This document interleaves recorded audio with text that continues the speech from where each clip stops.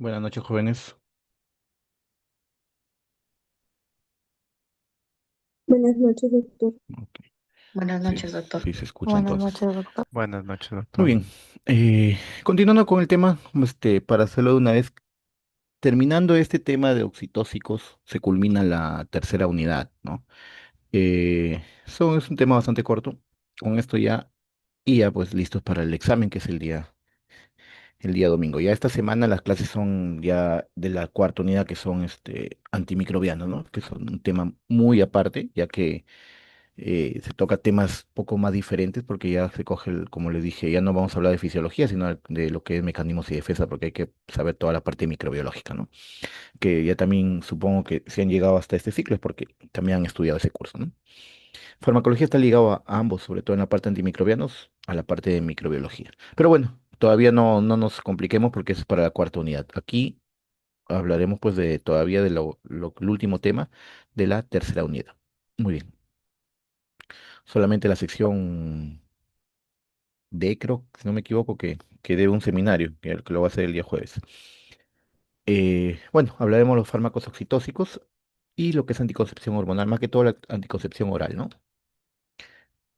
¿Qué son oxitóxicos? El término lo dice, ¿no? Si ustedes ven o relacionan el término oxitóxico, lo relacionan con oxitocina, ¿no? Y sabemos que la oxitocina es una hormona segregada por la neurohipófisis y producida por el hipotálamo, ¿no? Porque la neurohipófisis no produce hormonas, solamente almacena. Entonces, digamos, formada por el hipotálamo y almacenada y segregada por la neurohipófisis o hipófisis posterior, ¿no?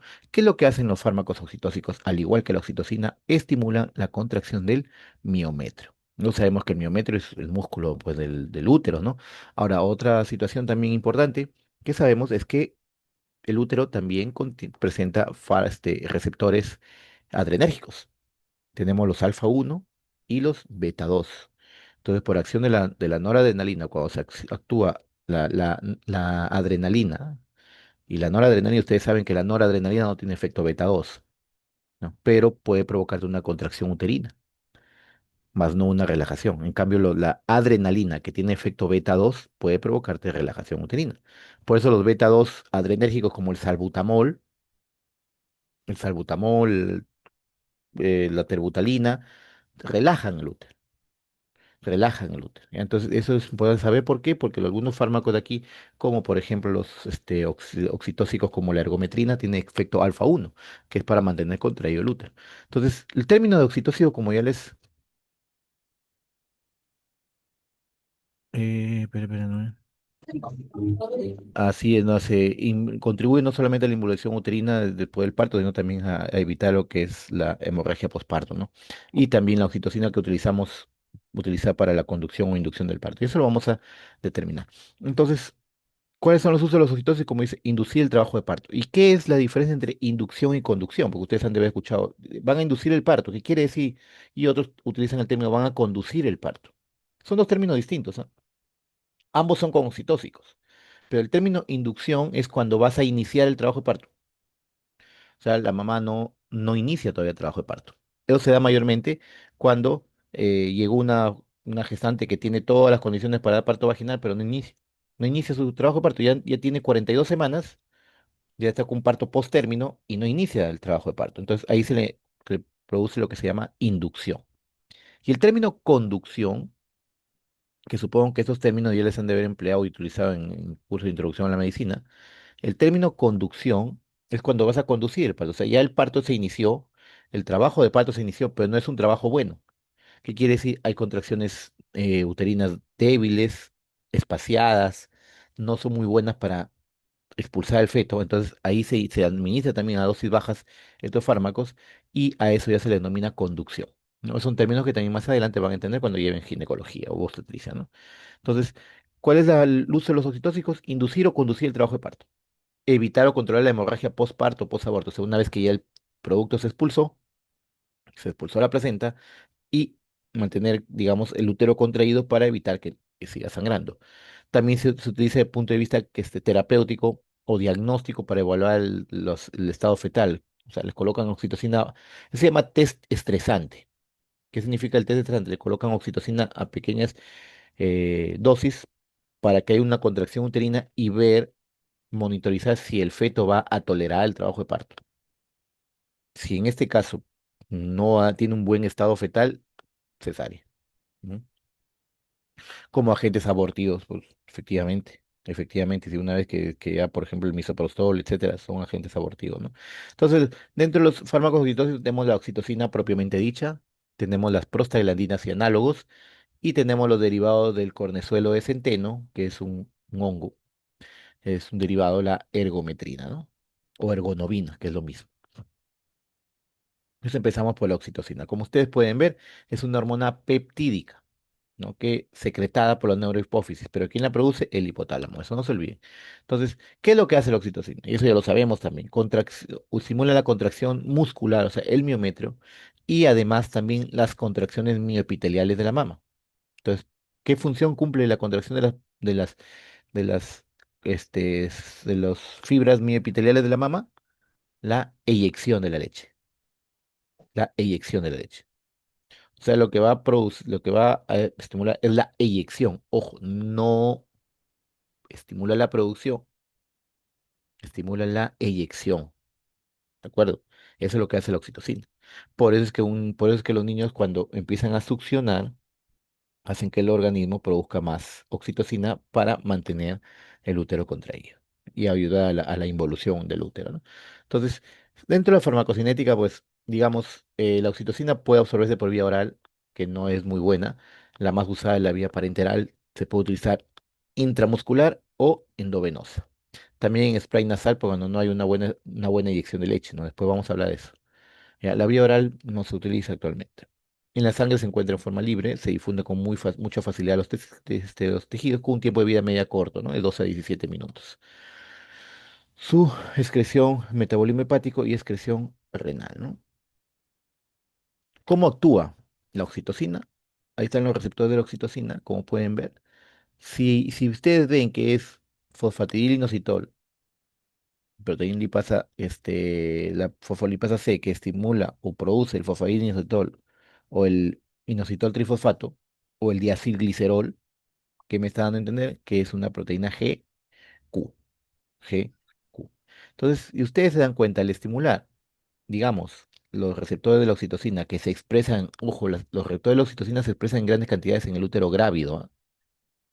En el útero grávido. En el útero no grávido no tiene acción. No se expresan los receptores. Y los receptores de la oxitocina se expresan en grandes cantidades ya al final del embarazo. Los primeros meses del embarazo muy poco se expresan los receptores de la oxitocina. Entonces, eh, si ustedes se dan cuenta, al estimular los receptores, activar la proteína GQ en ese caso que activa la fosfolipasa C, y este inositol trifosfato, junto con el diacilglicerol, liberan calcio, y esta proteína quinasa C saben que el calcio produce contracción, y hay contracción uterina.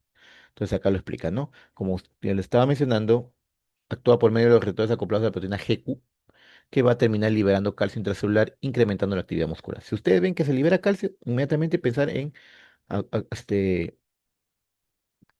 contracción, ¿no? En estimulación de algún órgano o algo.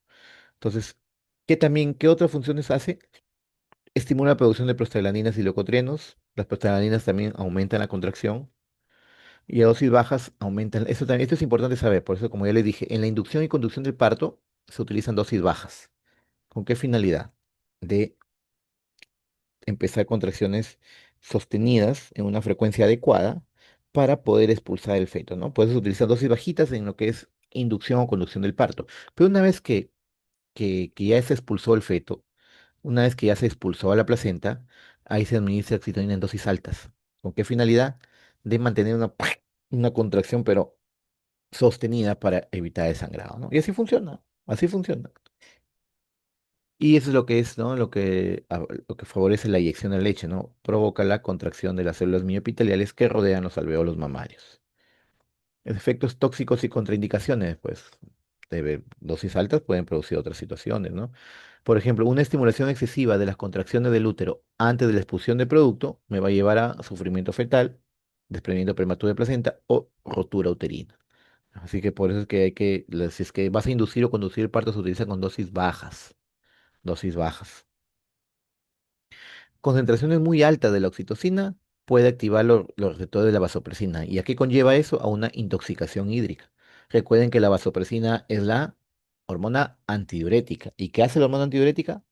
Retiene agua, retiene agua.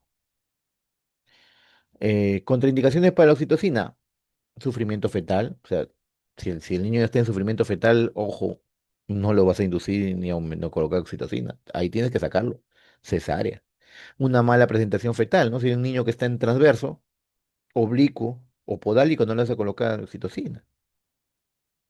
¿Para qué vas a inducir el parto? Puedes pensar ya en una cesárea, ¿no? Si en caso que hay desprendimiento de placenta, un desprendimiento prematuro de placenta, o sea, no le vas a colocar, lo va a desprender más rápido y se va a morir el niño. Y otros factores que predisponen a la rotura uterina, por ejemplo, una paciente que ha tenido un hijo hace un año y está embarazada de nuevo. Ese tiene que ser cesárea.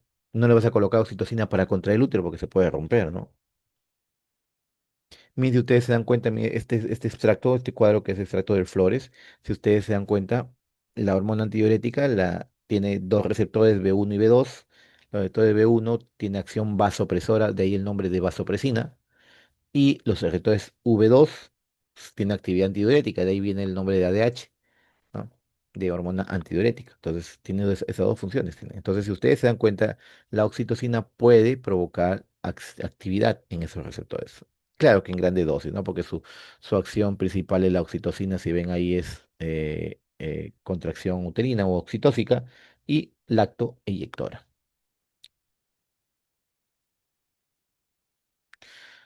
Bueno, ya les mencioné hace un momento, inducciones, las aplicaciones terapéuticas, inducción y conducción del parto, prevenir la hemorragia posparto, o sea, una vez que ya nació el niño, se administra oxitocina para evitar la hemorragia posparto y favorecer la eyección de leche. Inclusive ahí están las dosificaciones, si ustedes se dan cuenta, para la inducción del parto son dosis bajísimas, 10 miliunidades por mililitro, ¿no?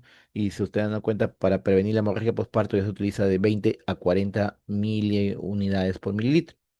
Son dosis más altas y a una velocidad mayor de infusión, porque es para mantener, digamos, el útero contraído.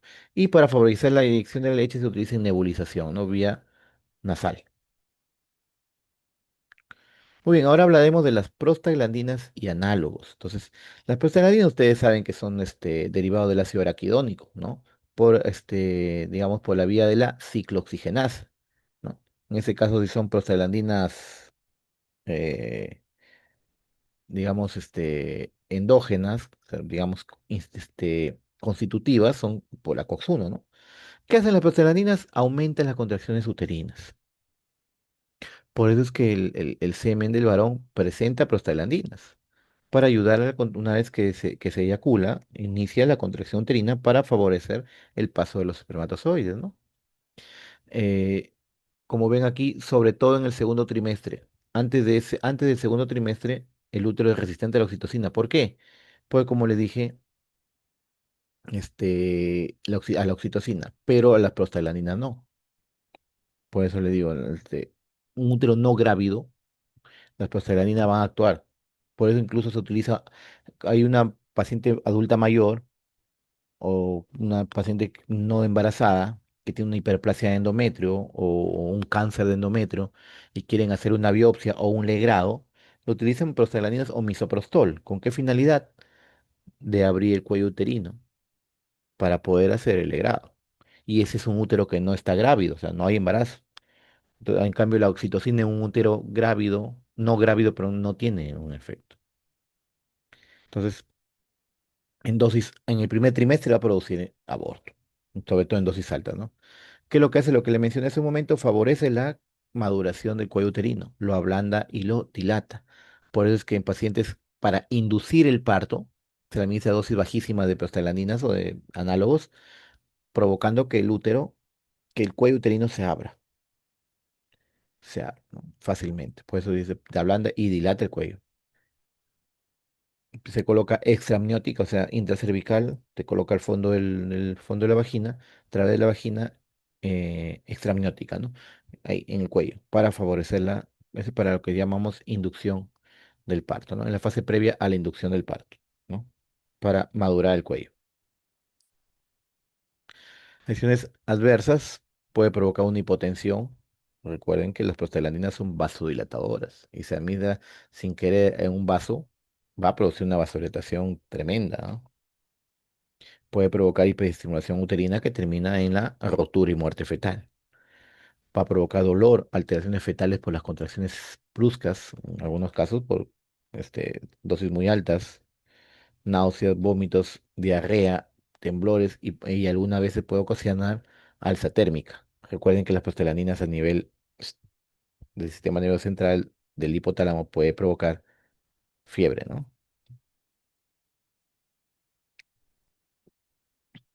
El misoprostol, ese es el comúnmente llamado Cytotec, ¿no? Cytotec. Este es digamos, un fármaco que fue creado para protector gástrico, ya que recuerden ustedes que el estómago, las prostaglandinas producen moco y bicarbonato.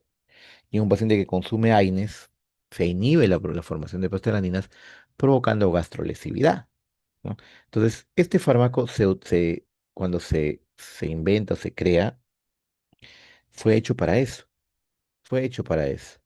Pero luego lo empezaron a utilizar, digamos, porque se dieron cuenta que provocaba este, no solamente lo que es protección gástrica, sino provocaba contracción eh, del músculo liso, ¿no? Y se empezó a utilizar desde el punto de vista ginecológico. Su uso clínico, clínico me refiero terapéutico adecuado, es para inducir o conducir el parto, hablando del cuello uterino. Para situaciones, como le dije, pacientes para un legrado diagnóstico, ¿no? Pacientes con posible cáncer o sospechan de una hiperplasia endometrial en no embarazadas, se utiliza para ablandar el cuello. Pacientes que ya han tenido un aborto, tienen un aborto retenido. El aborto retenido es cuando ya el embrión o el fetito está muerto y no lo expulsa. Entonces se utiliza el misoprostol para reblandecer el útero y expulsar un contenido que ya no es viable, ¿no? También cuando ya hay un aborto incompleto, o sea, la mamá ya abortó, quedan los restos, se utiliza el misoprostol para expulsar lo que queda y luego hacer un legrado para dilatar el cuello. Y eso estamos hablando desde el punto de vista clínico, terapéutico, pero lo utilizan también desde el punto de vista ilegal como abortivo, el famoso Citotec, ¿no? Una vez pregunté en un examen hace ciclos, pregunté cuál es el progestágeno que se utiliza como píldora del día siguiente. La respuesta es levonorgestrel, ¿no? Por ahí me escribieron varios misoprostol, ¿no? O sea, para empezar, el misoprostol no es un progestágeno, pero tampoco es píldora al día siguiente, al menos que lo hayan usado ya por experiencia como píldora anticonceptiva de emergencia, ¿no? Que es otra cosa, porque es abortiva, no es una píldora de emergencia, ¿no? Bueno, entonces, como ya le dije, vienen comprimidos cada tableta de 200 microgramos que se van a utilizar para, como le dije, para inducción, conducción del parto, para mantener, ya posparto, mantener el cuello, el útero contraído. Y en caso de se requiere, digamos, alguna situación invasiva dentro del endometrio, utiliza porque ablanda y reblandece y abre el cuello uterino. ¿Ya? Puede provocar, como ven acá, náuseas, vómito, diarrea y dolor abdominal, ya que es un análogo de las prostaglandinas, y las prostaglandinas aumenta el peristaltismo, ¿no? También aumenta la temperatura, como le mencioné, que puede provocar fiebre. Eh, puede provocar aumento de la taquicardia fetal, como le llama, y sufrimiento fetal en algunas situaciones. Interacciones va a potenciar el efecto de la oxitocina para mantener el útero contraído posparto. Inhibe el efecto anticoagulante del acenocumarol, hay que tener precaución, su uso concomitante con algunos anticoagulados. Potencia de toxicidad a nivel neurológico con el naproxeno, hay que tener precaución. Aumenta la frecuencia e intensidad de diarreas, como ya le mencioné, y si se administra junto con un laxante, puede provocar una exacerbación o diarreas intensas, ¿no? Ahí está, como ustedes se dan cuenta, miren, para maduración cervical, o sea, digamos, para inducir el parto, se da 25 microgramos, ¿ah? 25 microgramos.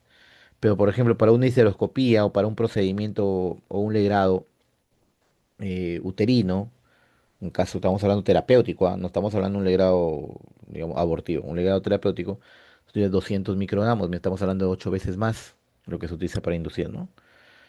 Para el sistema de liberación vaginal, o sea, para, digamos, cuando la vagina tiene sinequias o algo, se utiliza también. La prostaglandina E2, el misoprostol es un análogo de esta prostaglandina, sus usos son casi los mismos, ya que ambos tienen los mismos efectos. Y las reacciones adversas son similares también. Las prostaglandinas son vasodilatadoras, puede provocar hipotensión.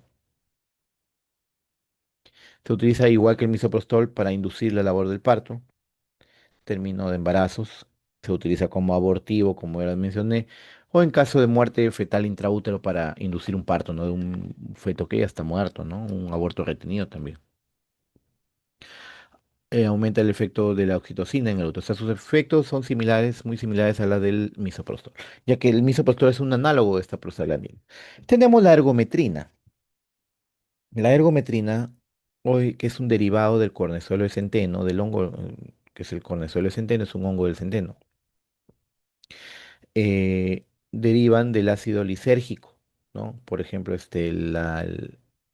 una droga psicotrópica, que es el éxtasis, deriva también de acá, el ácido lisérgico, el LSD. Bueno, son familias, son derivados, ¿no? Entonces, la ergometrina o llamada también ergonovina son sinónimos. No es lo mismo que ergotamina. La ergotamina es un fármaco similar, pero que se utiliza para migrañas, para dolores, cefaleas vasculares. Esta es la ergometrina o ergonovina. El Ergonex, como digo que le llaman para la migraña, es ergotamina. Ya es un derivado, como ven acá, de los del colesterol de centeno. Estimula la musculatura lisa, tiene acción directa en los receptores alfa 1, ¿ya? Alfa 1 uterinos. Entonces provoca una contracción uterina sostenida, como en actividades oxitóxicas poderosas, una contracción uterina, pero tremenda, tremenda. Aumenta de manera notable la actividad motora del útero. Entonces, el mecanismo de acción, como ya le dije, es un agonista adrenérgico alfa 1 y ustedes ya saben por teoría que los receptores alfa 1 son receptores acoplados a proteína GQ. Y este GQ pues incrementa lo que es el calcio intracelular provocando la contracción. Este de acá incrementa la intensidad, duración y frecuencia de las contracciones. Induce también una vasoconstricción periférica. Por eso es que si induce una vasoconstricción periférica hay que tener precaución en pacientes hipertensas. Si hay una paciente con preeclampsia y la presión alta, no se le debe administrar, porque le va a disparar la presión arterial. No es que es alfa 1. Contracción inicial prolongada que controla la hemorragia uterina. Ojo, este fármaco no se utiliza para inducir ni conducir el parto. ¿Están de acuerdo? Su uso de este fármaco es para evitar la hemorragia postparto. O sea, ¿en qué momento se utiliza? Una vez que ya el niño y la placenta salieron. Ahí se utiliza la ergometría. No, no se utiliza para conducir o inducir el parto, a diferencia de los otros dos, ¿de acuerdo?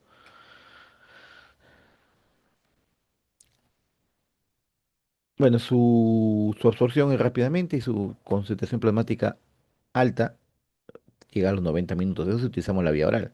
Porque mayormente cuando la paciente está recién operada, una cesárea, por ejemplo, administramos vía parenteral, intramuscular o endovenosa. Su metabolismo es hepático y eliminación o excreción renal. El inicio y duración del efecto depende de la vía de administración, porque es muy diferente la vía intramuscular que la vía endovenosa, ¿no? Es ahí dice, intramuscular su efecto inicia de 2 a 3 minutos y dura hasta 3 horas. Intravenosa, su efecto inicia rápidamente, pero dura solo 45 minutos. Su efecto es más prolongado que la oxitocina, porque recuerden que la oxitocina tiene una duración de 17 minutos. Incluso puede durar de 3 a 6 horas en caso de que es por uso intramuscular. Tiempo de vida media biológica es 0,5 a 2 horas. Como ven aquí, tratamiento y profilaxis de la hemorragia posparto y posaborto. No se debe administrar mientras el feto todavía permanezca dentro. O sea, no sirve para la inducción ni para la conducción del parto. Ahí dice, ¿no? No se debe emplear para inducir el parto, sino para incrementar la contracción uterina y evitar el útero atónico y las hemorragias cuando ya nació el niño. Cuando ya nació el niño. Lean nuevamente acá lo mismo que dice, el control de hemorragia se administra después de que la placenta haya sido expulsada.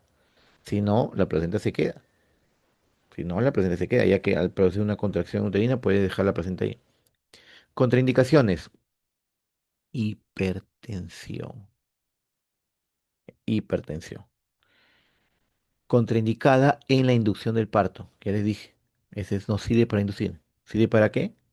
Para una vez que ya nació el niño. Para el tratamiento de hemorragias y atonías postparto. ¿De acuerdo? Puede provocar hipertensión, sí, hay que tener precaución, hay que tener cuidado. Puede producir también insuficiencia renal o hepática, ¿no? Interacciones. Su toxicidad va a estar aumentada por inhibidores potentes de la CYP3A4. Entre ellos tenemos los macrólidos, algunos antirretrovirales como la proteasa, transcriptasa inversa, antifúngicos azólicos. Eh, ¿Qué sucede cuando se administra con estos fármacos? Puede provocar un cuadro llamado ergotismo.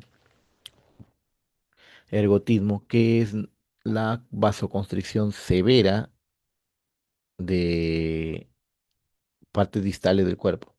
O sea, dedos y manos, por ejemplo, ¿no? Dedos y manos, o en todo caso, dedos y pies, ¿no? Entonces hay que tener precaución y evitar su uso concomitante con esos fármacos. Aumenta también la vasoconstricción con algunos otros fármacos vasopresores. Reduce la eficacia pues, de introducir otros agentes porque hace lo contrario. Pues, ¿qué es lo que hace la nitroglicerina? Vasodilata. Y le vas a dar un fármaco que es vasoconstrictor, va a contrarrestar sus efectos. ¿Con qué se potencia su uso? Con prostaglandinas, el misoprostol, por ejemplo. No utilizar juntos, ¿no? No se recomienda.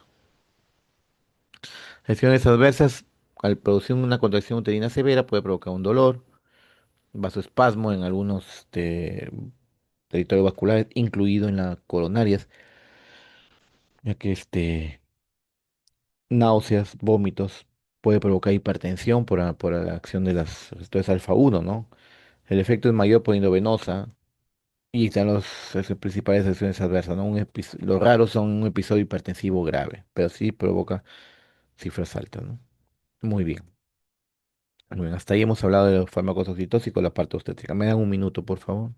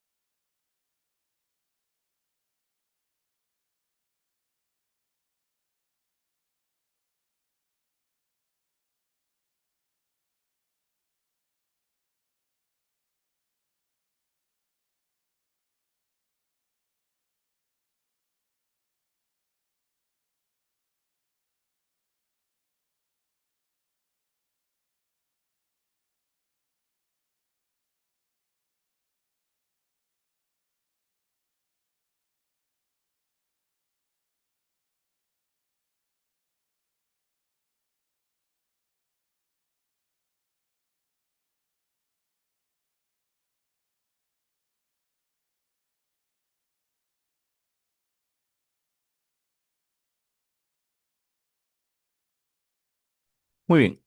Continuando entonces haciendo un recordaris, porque esto de aquí ya lo han visto ya en fisiología el ciclo pasado acerca del ciclo ovario menstrual. Sabemos que comúnmente toma un término, digamos, de 28 días para un ciclo completo, más o menos dos, pero el día de la ovulación va a ser en la mitad del ciclo. Si es un ciclo de 30, la ovulación va a ser a los 15 días, ¿no? Entonces, en este caso, que estamos hablando de un ciclo regular de 28 días, la ovulación se va del día 14. Y si ustedes se dan cuenta en qué momento se da la ovulación, cuando alcanzan picos máximos la LH y la FSH, más la LH. Entonces, aquí es donde actúan los fármacos anticonceptivos a nivel central. O sea, como les expliqué en clase la vez pasada, es un tipo de terapia de supresión, porque estoy suprimiendo las hormonas hipofisiarias para evitar la ovulación, ¿no? Entonces, para acá vamos a hacer un comparativo en este cuadro, lo que es el ciclo ovárico y el ciclo uterino. Ambos se les denomina ciclo menstrual, porque ¿no? El ciclo ovárico es como el que hemos mencionado hace un momento, que me da dos fases claramente divididas por la ovulación, ¿ya? Que es la fase folicular antes de la ovulación y la fase lútea. Se llama fase folicular porque es toda la fase en la que el folículo ovárico se está formando hasta que es expulsado. Luego se le llama fase lútea porque este folículo que ha, digamos, expulsado al ovocito se convierte en el cuerpo lúteo. Es como una coloración amarillenta que se encarga de producir prostaglandinas, perdón, progestágenos, se encarga de producir progestágenos para preparar el endometrio para la implantación. Y conforme va pasando el tiempo, este cuerpo lúteo se degenera a un cuerpo albicans o cuerpo blanco. Cuerpo lúteo significa cuerpo amarillo, ¿no? Cuerpo blanco, cuerpo albicans, que ya no produce nada, ¿no? Entonces, ustedes se dan cuenta, aquí llega y se acabó el ciclo, ¿no? Entonces, las hormonas hipofisiarias, si ustedes se dan cuenta, en el día 14 llega a su pico máximo la LH y su pico máximo la FSH. Hay la ovulación y luego descienden y se mantienen, ¿no? Pero de las hormonas ováricas, miren el estrógeno también justo antes del día 14 se eleva y luego cae para mantenerse, digamos, un poco estable durante todo el ciclo. Pero en cambio la progesterona, que es baja, una vez que se da la ovulación, o sea, después de la ovulación, se eleva considerablemente la progesterona. ¿Por qué? Porque la finalidad de la progesterona es preparar a este endometrio a la implantación, ¿no? Entonces, si ustedes mismos se dan cuenta, esa es la fase ovárica. En el ciclo uterino, prácticamente te da lo que es la fase proliferativa, que es antes del ciclo, y luego te da la fase secretora, que es, perdón, antes de la ovulación, y luego viene la fase secretora, que es la fase post ovulación. Y dentro de la dentro de la fase proliferativa, que es la primera fase, se da lo que es la fase menstrual o menstruación o fase hemorrágica, que se da durante los 4 primeros días, ¿no? Que está incluye, como ven acá, incluye esta parte, ¿no? Se desprende el sangrado, hay sangrado, luego viene la fase proliferativa porque empieza a proliferar el endometrio hasta el día de la ovulación, para que luego viene la fase secretora porque empieza a producirse eh, glándulas uterinas secretoras y la secreción de progestágenos o progesterona por el cuerpo lúteo. Por eso es la fase secretora. Hasta el día 28, que luego reinicia el ciclo y empieza el sangrado, fase hemorrágica, ¿no? Entonces, esto es el ciclo ovárico y ciclo menstrual, coincide. Pero el ciclo ovárico, perdón, y ciclo uterino, que coincide. La ovulación se da en la mitad del ciclo, que es el día 14. Entonces, como ya les mencioné hace un momento, los anticonceptivos orales son fármacos que van a evitar un embarazo. Van a evitar un embarazo. ¿Qué es lo que contienen? Estrógenos y progestágenos. ¿Y cuál es la finalidad? Como les dije, es a través de un feedback negativo, suprimir la producción o liberación de FSH y de LH. La progesterona inhibe la LH y los estrógenos inhiben la FSH. Ahí está, ¿no? Inhibir por FSH estrógenos, inhibir la LH por progestágeno. Y eso va a evitar pues un medio para un embarazo, desde que no hay ovulación inclusive, ¿no? Ojo que estos anticonceptivos no solamente influyen en la no ovulación, sino también en crear un endometrio hostil, un endometrio hostil para que el ovocito no se implante, el ovocito es fecundado, me refiero, ¿no? No se implante, y aparte de eso también alta secreción de moco espeso para evitar que los espermatozoides avancen, ¿no? Entonces, tenemos la píldora combinada, que es la más utilizada, se utiliza mayormente en personas que no han tenido hijos, es estrógeno y progestágeno. Y tenemos el progestágeno aislado, solamente hay progestágeno que mayormente utilizan ya en mujeres que ya han tenido descendencia, ¿no? Que han tenido descendencia. Eh, tenemos acá el estrógeno mayormente empleado es el etinilestradiol, que es de segunda generación, y los progestágenos está el dienogés y hidrospirenona. Cada vez, digamos, los anticonceptivos de los primeros que aparecieron orales tenían dosis muy altas de estrógenos y por ende pues los respectivos efectos adversos que produce, ¿no? En cambio, cada vez se ha ido bajando más la dosis de estrógenos y colocándose, digamos, estrógenos más seguros, ¿no? Por ejemplo, aquí tenemos el dienogés y el etinilestradiol. Si ustedes se dan cuenta, el dienogés, que es el progestágeno, está a 2 miligramos y el etinilestradiol estamos hablando de 0,03 miligramos.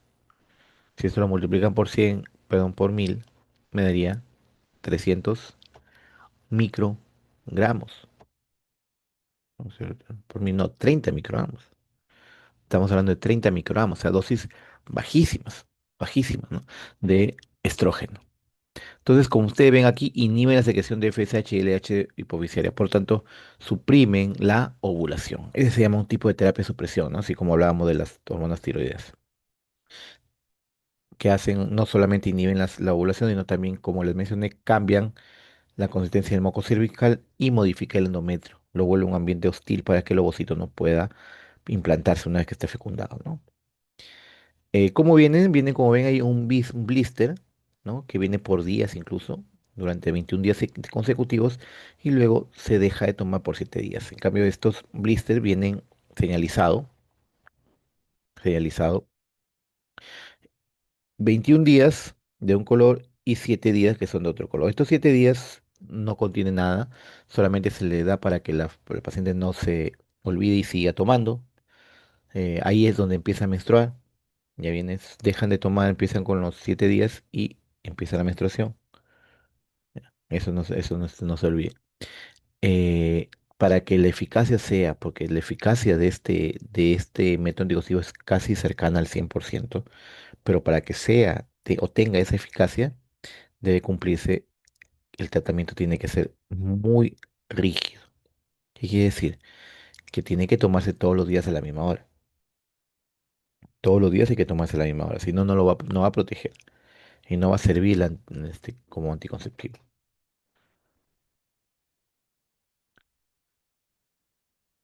Tenemos lo mismo que el otro, sino con otro nombre comercial, el Belafase o Bellafase, como algunos lo conocen. Como ven aquí, tienes 2 miligramos de dienogés con 0,03 miligramos de etinilestradiol, ¿no? Los efectos son los mismos, solamente que es otro laboratorio, ¿no? Aquí tenemos en lugar de dienogés, tenemos con drospirenona, la Astarte. eh, digamos, la diferencia con los demás, según lo reportado, lo que dice la literatura, es que este de aquí esta drospirenona provoca más efectos adversos que el dienogés que tienen las otras dos píldoras, ¿no?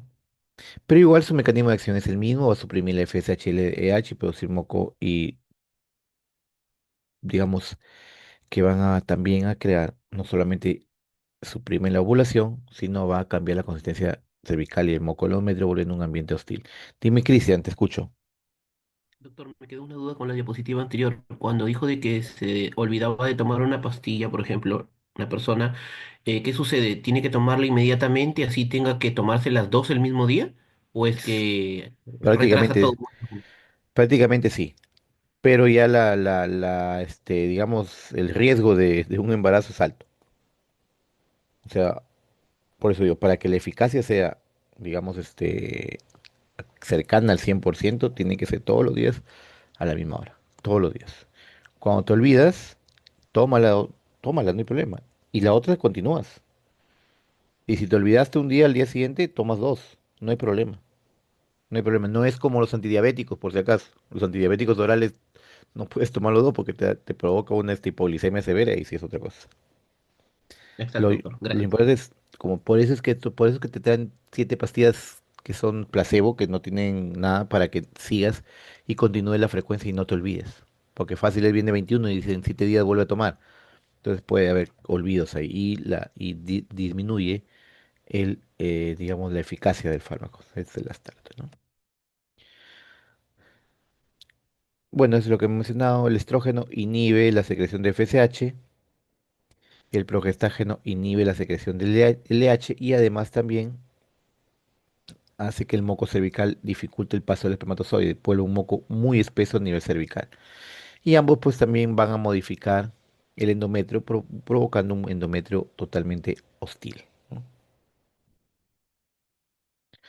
Efectos adversos, muchas veces motivo por el cual suspenden es el aumento de peso. Y el aumento de peso se da por dos situaciones, por retención de líquido y por un anabolismo acelerado. Alguna vez se puede provocar náuseas leves, sofocos, cefaleas, algunos cefaleas, acné y en algunas situaciones amenorrea de duración variable, Alejandro. Es un mito, ya eso de que el paciente que está tomando un tiempo los anticonceptivos orales luego queden estériles o infértiles, ¿no? Es un mito. Algunas veces, algunas situaciones demoran en recuperar, pero no quiere decir que se van a quedar infértiles, ¿no? Entonces, los progestágenos, el más importante, pues la progesterona, que es también un precursor del estrógeno, ¿ya? Entonces, digamos, ¿de dónde se sintetizan estos progestágenos? Del colesterol, ¿ya? No se olviden. También la placenta también sintetiza. Ahí damos los principales progestágenos. La principal, pues, la hormona que producimos, que produce, perdón, que produce el ovario, es la progesterona. Los demás son sintéticos o semisintéticos, como la hidroxiprogesterona, medroxiprogesterona, dimetilcestrona, norintindrona, desogestrel.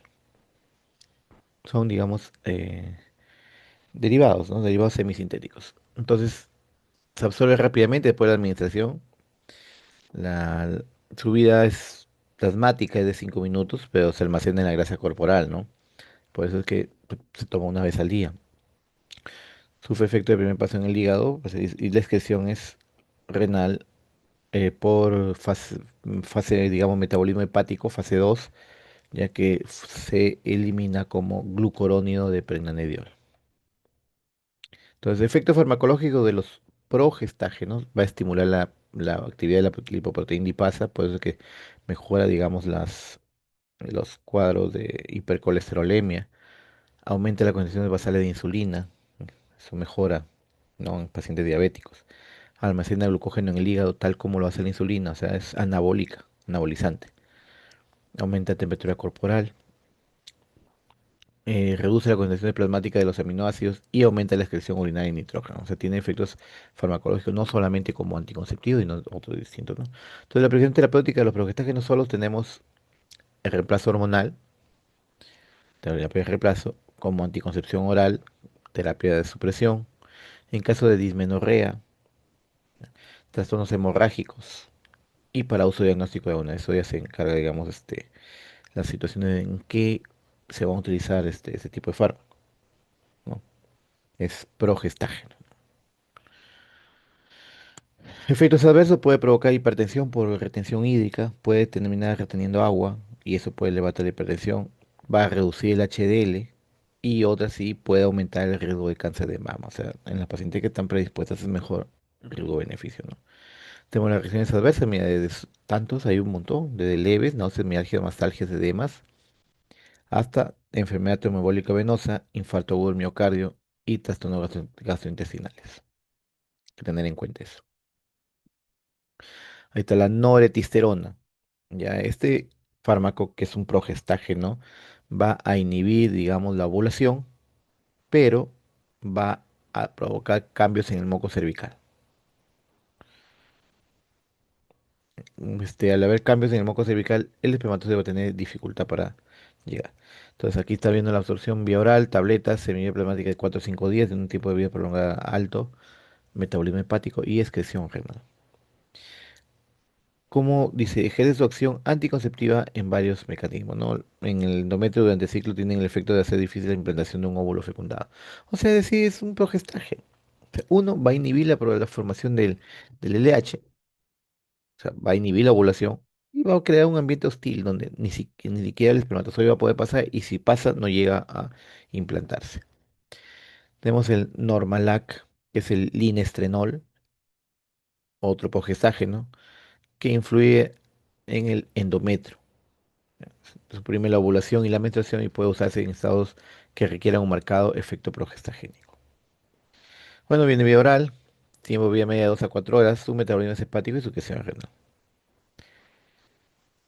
Acción sobre el moco cervical, como dicen, hay hostilidad, no solo cervical, sino también endometrial, ya que estos fármacos tienden a volver un ambiente hostil para la implantación o, digamos, un moco espeso o consistente para que el espermatozoide no pase, ¿no? Y tenemos el levonorgestrel. Levonorgestrel. Esta es una píldora anticonceptiva de emergencia o llamada la píldora del día siguiente. Y en el libro Moore, me acuerdo en la época en la que yo lo leía cuando yo en biología, habla de la píldora del mañana después. Es una píldora que es una dosis alta de prácticamente de progestágeno, cuya función es evitar, digamos, la formación de un nuevo ser, ¿no? ¿Por qué? Por eso se llama píldora anticonceptiva de emergencia, porque tiene que tomarse inmediatamente cuando tuvieron una relación sexual sin protección en días fértiles, ¿no? Tiene que ser, mientras más inmediato sea la toma, la eficacia será mucho mayor. Mucho mayor. Por eso en adultos se debe administrar 0,75 miligramos dentro de las primeras 12 horas y no más o no después de las primeras 72. Porque ya a las 72 horas, después de las 72 horas, ya el ovocito, el óvulo fecundado se implantó y ya no lo va a sacar con nada. ¿Ya? Entonces, inclusive esto de aquí, esta píldora creó polémica porque decían que era microabortiva. Porque, ya pues, si no llega, tú tomas levonorgestrel y evitas la ovulación, nunca va a haber. O esta levonorgestrel en dosis altas provoca un ambiente tan hostil que el espermatozoide no llega, o sea, no hay fecundación. Pero miren, eso ya va avanzando el tiempo. Si tú lo tomas inmediatamente, es mucho más eficaz. Ya cuando llega casi a las 72 horas, ya el ovocito ya fue fecundado por el espermatozoide y un, ya hay un cigoto. Entonces, pero como hay un ambiente totalmente hostil, el cigoto viene, ya no se puede implantar. Es eliminado. Y eso la iglesia lo consideró como microabortivo, porque dice que si hay fecundación ya es un nuevo ser, ¿no? Pero por eso es que creó esa polémica, ¿no? Pero se utiliza, es la píldora día siguiente, o píldora anticonceptiva de emergencia. Acuérdese, el levonorgestrel. Una vez en un examen pregunté cuál es el progestágeno como píldora anticonceptiva de emergencia y me respondieron levofloxacino, ¿no? Un antibiótico, ¿no? Es levonorgestrel, ¿de acuerdo? Aquí está, se debe administrar 0,75 miligramos, o sea, dentro de las primeras 12 horas y no más de las 72. Y le dije, después de las 72 no sirve para nada. Muy bien, jóvenes, ¿preguntas? No hay. Muy bien. Entonces, sí, no, dime. ¿Me refieres a para sala de operaciones, el tratamiento de qué te refieres? Síndrome de ovario Ah, síndrome de poliquístico. ovario poliquístico. SOP significa sala de operaciones, como yo estoy acostumbrado a eso. No, el tratamiento es multidisciplinario. El tratamiento, más que todo, del síndrome de ovario poliquístico, lo administras el tratamiento anticonceptivo normal, pero no solamente es eso, porque también tienes que administrar digamos, fármacos que inhiban lo que es la resistencia a la insulina y tratamiento, seguimiento ecográfico, no es un tratamiento ya ginecológico cuando se diagnostica. Lo que ustedes en ese caso tienen que aprender a diagnosticar y a seguir. La píldora anticonceptiva de emergencia como anticonceptivo se utiliza tal como está, ¿no? Es muy diferente a un síndrome ovario poliquístico, que es un tratamiento, digamos, no solamente desde el punto de vista ginecológico, sino también nutricional, inclusive hasta estético, porque también te provoca acné. Es que el problema con las mujeres con síndrome de ovario poliquístico hay un incremento de las formación o producción de hormonas masculinas en una mujer, ¿no? Entonces eso como que provoca una masculinización de algunas situaciones, de algunas cosas, salida de vello en la cara, engrosamiento de la voz, acné, etcétera, ¿no? Es como le digo, es un tratamiento, no es simplemente le doy anticonceptivos y listo, ¿no? Es uno de los tratamientos. A veces ni siquiera utilizan eso, ya los ginecólogos utilizan otro tipo de tratamiento. Dime, Cristian. Doctor, mi duda es la siguiente. Si hay algún efecto concomitante al usar el levonorgestrel durante el uso de los anticonceptivos. O sea, se olvidó de utilizar el anticonceptivo, hubo el coito, eyaculación, utiliza el levonorgestrel y continúa con el anticonceptivo. ¿Genera algún tipo de efecto? No, que si utilizas el levonorgestrel, ya no continúes con el anticonceptivo. Simplemente esperas a que venga la regla. El levonorgestrel es un progestágeno que, digamos, es una dosis alta, digamos, de progestágeno. Normalmente cuando una mujer toma el levonorgestrel postcoito, la regla se adelanta y en 10 días está menstruando. O sea, te cambia el ciclo. Entonces, si ya sucedió eso, tomas el levonorgestrel, de ahí a cuidarte con preservativo u otro método de barrera, no utilices método hormonal, hasta que menstrues o inicies otro nuevo ciclo. Porque ahí inicias un nuevo ciclo. O sea, inicias un nuevo ciclo. Entonces cambia todo tu ciclo. Altera el ciclo menstrual, así es. Altera.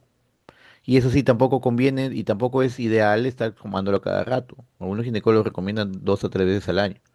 No es que ya cada vez, entonces, si estás utilizando cada vez así, entonces estás fallando el método anticonceptivo, ¿no? Porque trae efectos adversos, pues, ¿no? Son dosis altas de progestaje. Muy bien, ¿alguna otra pregunta? Muy bien, chicos. Hasta aquí, hasta este tema, viene el examen. ¿De acuerdo? Y con esto, finiquitamos. El otro domingo es el examen. Mañana ya empezamos la unidad de antimicrobianos. ¿De acuerdo? Muy bien, jóvenes, tengan buenas noches. De aquí les paso el video por Telegram para que lo tengan. Hasta luego. Hasta luego, doctor, gracias. Bueno, doctor. Hasta luego, doctor. No, doctor, gracias. Hasta luego, doctor. Muchas gracias. Hasta luego, doctor, gracias.